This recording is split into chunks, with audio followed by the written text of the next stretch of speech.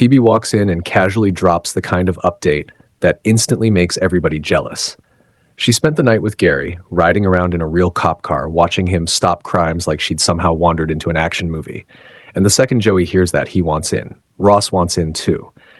Even Chandler, who clearly likes danger only in theory, suddenly wants to go on a ride-along. Gary warns them that it's dangerous, but that only makes it sound cooler. So that night, the boys pile into the cop car and immediately start acting like they've joined the force. Joey is loving every second of it. Ross is trying way too hard to look official, and Chandler is already regretting this the second he realizes they're doing this at night. At first, Joey is completely fascinated by everything Gary does.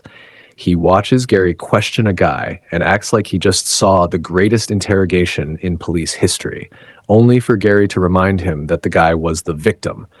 So of course he was talking. But that doesn't stop Joey from treating the whole night like he's in a cop movie.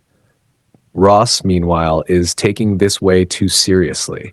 Because he's sitting in the front seat, he decides that makes him Gary's partner now. Not a passenger, not a guest, a full partner. He's acting like he belongs there, while Chandler and Joey keep roasting him from the back seat. Chandler, though, is slowly getting more nervous by the minute because the streets are darker, the mood is getting weirder, and this whole thing is starting to feel less like a fun ride and more like an actual police shift.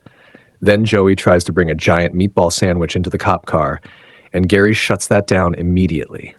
Joey even pulls the "my tax dollars paid for this car" line, which is hilarious, coming from a guy who probably has no idea how much tax he actually pays. But before the sandwich drama can go any further, Gary says they're heading to surprise a witness who won't return his calls, and that's the moment Chandler officially starts panicking, because to Joey and Ross, this still feels exciting. But to Chandler, surprising a witness sounds a lot like getting shot in a dark street for no reason. Ross is still trying to talk like a fake cop, Joey is still enjoying the fantasy, and Chandler is now asking the only reasonable question in the car. We're safe, right? Gary then hands them a waiver to sign, casually mentioning that it just means they can't sue the city if they scrape a knee or get their head blown off, and somehow Joey is excited to sign it, which tells you everything you need to know about Joey. Ross still wants to look brave, but Chandler looks like he's seconds away from jumping out of the moving car. Then Gary spots the witness and tells them not to move, and definitely not to look at him.